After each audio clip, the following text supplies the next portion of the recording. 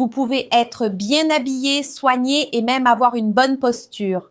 Mais il y a des erreurs que les femmes élégantes ne commettraient jamais. Alors, dans cette vidéo, je vais vous dire quelles sont ces erreurs et comment ne pas tomber dans ces erreurs.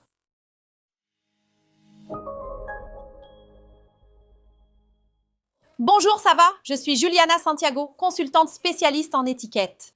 Et aujourd'hui, je vais partager avec vous des erreurs que les femmes élégantes ne commettraient jamais en public.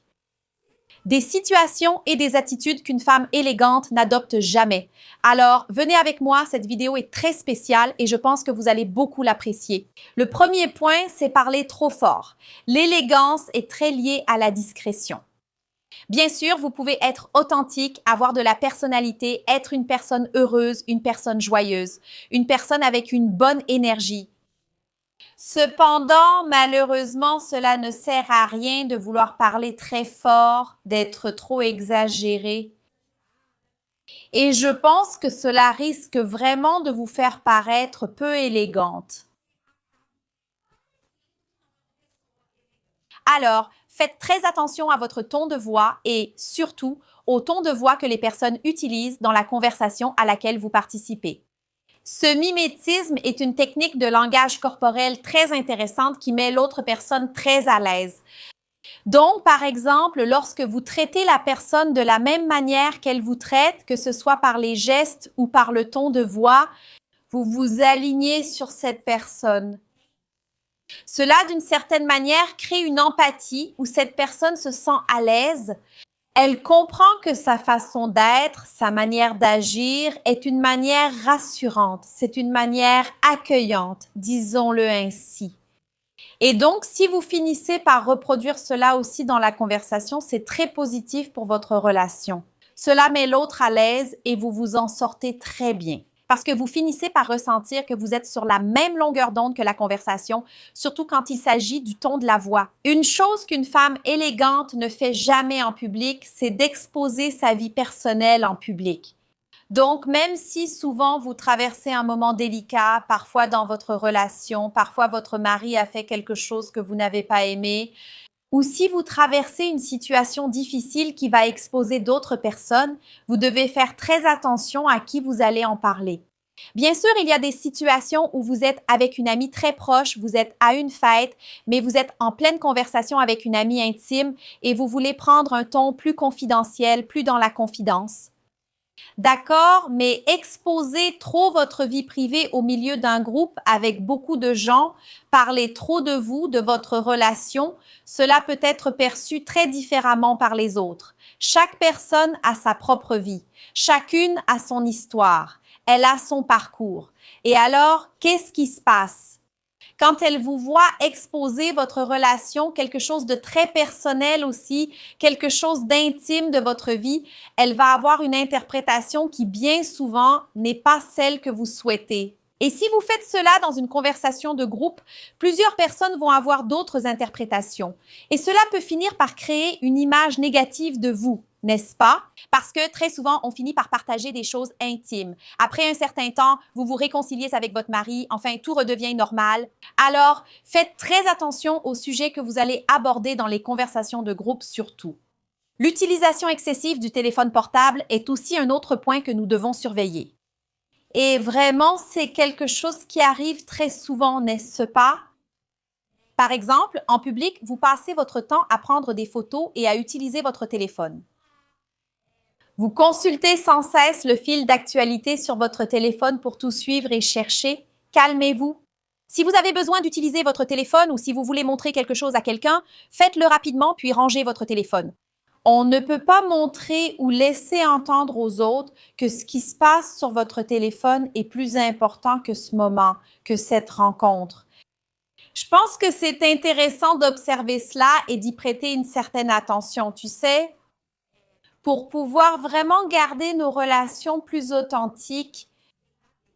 Et une chose intéressante à dire, c'est que beaucoup de gens pensent que rester tout le temps sur son téléphone montre que vous êtes une personne occupée, quelqu'un qui travaille beaucoup, quelqu'un de très sollicité, mais ce n'est pas ce qui se passe. Tu finis par te ridiculiser, en fait, et les gens ne te perçoivent pas comme ça. En réalité, ils te voient comme quelqu'un de vraiment mal élevé.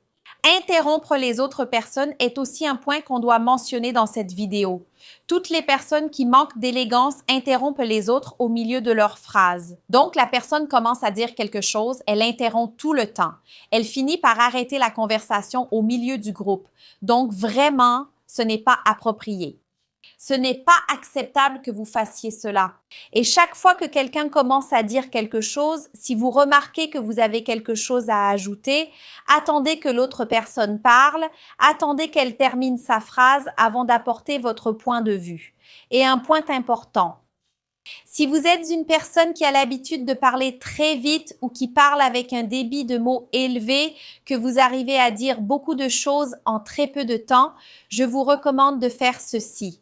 Observez, car très souvent, votre façon de parler, l'excès de mots que vous utilisez, peut fatiguer les autres personnes.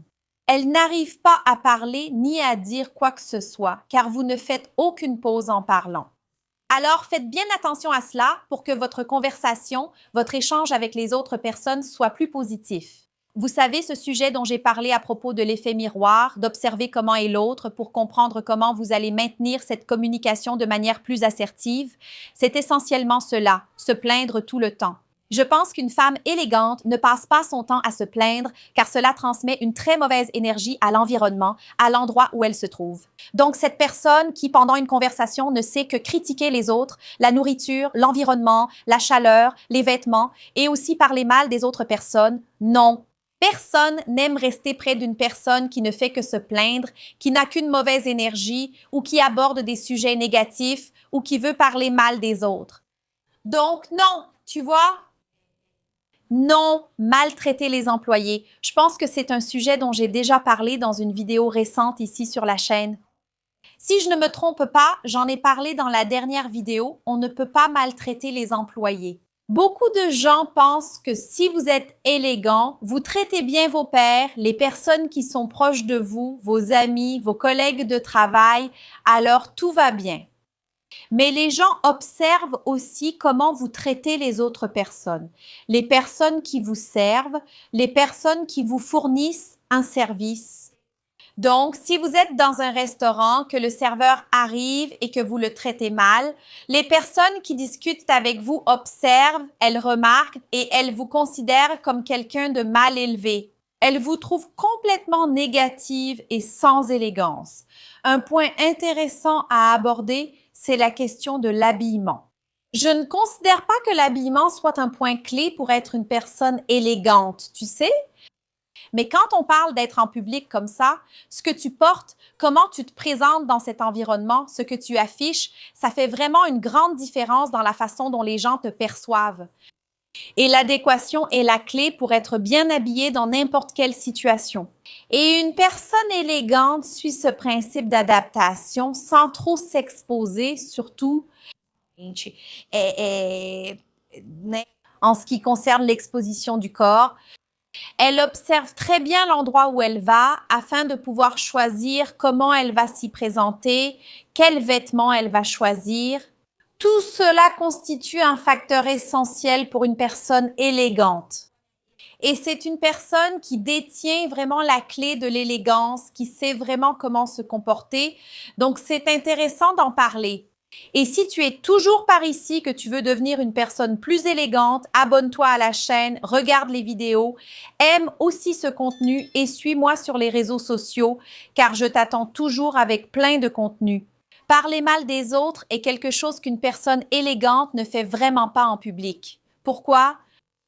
Si tu es mécontente d'une amie, si tu n'approuves pas l'attitude de quelqu'un, l'idéal est d'en parler directement avec elle.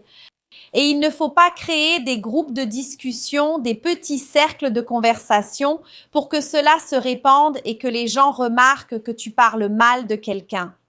Donc, ce n'est pas bien de dire du mal des gens. Garde toujours une bonne attitude, garde toujours le respect envers les autres, évite de dire du mal des autres parce que cela va vraiment nuire à ton image sans même que tu t'en rendes compte. Montrer de l'anxiété ou de l'agitation est aussi quelque chose qui nuit beaucoup à l'image que tu veux construire.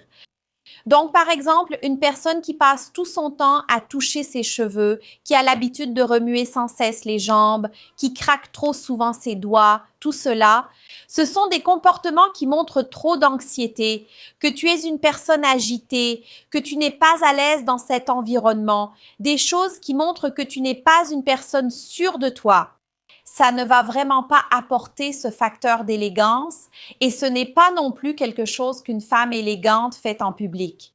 D'ailleurs, si tu as cette habitude, même de façon un peu volontaire, il est important que tu évalues la situation pour essayer de te retenir et de vraiment te modifier petit à petit. Saluer ou ignorer les gens, je pense que pour moi, c'est l'un des points les plus importants de cette vidéo. Les gens ont cette idée d'ignorer et de faire semblant. Tu sais, quand quelqu'un fait semblant de ne pas t'avoir vu, c'est extrêmement impoli. Moi-même, j'ai déjà vécu une situation comme celle-ci où tu veux saluer quelqu'un, mais la personne passe près de toi comme si elle ne te connaissait même pas. Une personne élégante salue les autres. Si tu es à la salle de sport, par exemple, ce sont toujours les mêmes personnes, alors pourquoi ne pas dire bonjour? C'est gratuit. Alors, dis bonjour aux gens. Tu n'as pas besoin de faire un câlin, tu n'as pas besoin d'être affectueuse, tu n'as pas besoin de toucher, mais salue, fais un signe de la main, souris, établis un contact visuel. Tu croises quelqu'un que tu connais? Salue cette personne. Alors, il faut qu'on fasse un peu plus attention, qu'on soit un peu plus attentive à ces détails parce que c'est extrêmement mal poli. Et comme je l'ai dit, il n'est pas nécessaire que ce soit une salutation avec contact physique, comme une poignée de main par exemple, ou un câlin. Il existe d'autres façons de saluer qui sont extrêmement élégantes et appropriées. C'est pourquoi je vous recommande de toutes les connaître. Dans ma formation sur l'étiquette et les bonnes manières, vous allez tout apprendre à ce sujet. Comment saluer les gens, comment arriver à un événement, comment faire la connaissance de nouvelles personnes. Comment saluer correctement avec des personnes avec qui vous êtes proche et aussi en fonction du type de salutation que vous souhaitez faire à ce moment-là.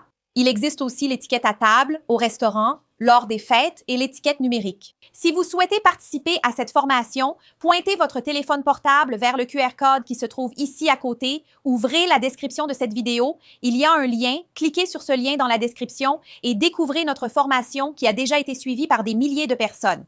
Boire plus que de raison est aussi un sujet intéressant. Je sais que parfois, quand on est entre amis, on finit par se sentir plus à l'aise, plus détendu pour boire davantage, mais il faut accepter les conséquences de boire plus. Donc, c'est intéressant d'avoir ce filtre, cette attention et d'essayer de ne pas dépasser les limites, de toujours faire attention à ne pas donner une image de soi que l'on ne souhaite pas. Dans un environnement où parfois tu ne connais même pas les gens, tu ne sais même pas ce qu'ils vont penser de toi. Essayer d'attirer l'attention tout le temps, c'est aussi quelque chose qu'une femme élégante ne fait pas en public. Une femme élégante ne va pas attirer l'attention parce qu'elle crie, parce qu'elle parle fort, parce qu'elle veut être le centre de l'attention tout le temps. Elle sera élégante parce qu'elle l'est vraiment, tu vois. Elle n'a pas besoin de forcer quoi que ce soit. Donc, il est important d'avoir cette compréhension. D'ailleurs, j'ai déjà fait une vidéo sur et un vídeo falando sobre étiquette qui met les gens mal à l'aise. Je pense que ça va vraiment compléter ce conseil de vouloir attirer l'attention tout le temps. Il suffit de cliquer ici à côté pour regarder tout de suite la suite. Découvrez aussi ma formation sur l'étiquette et les bonnes manières. Je serai ravie de vous accueillir.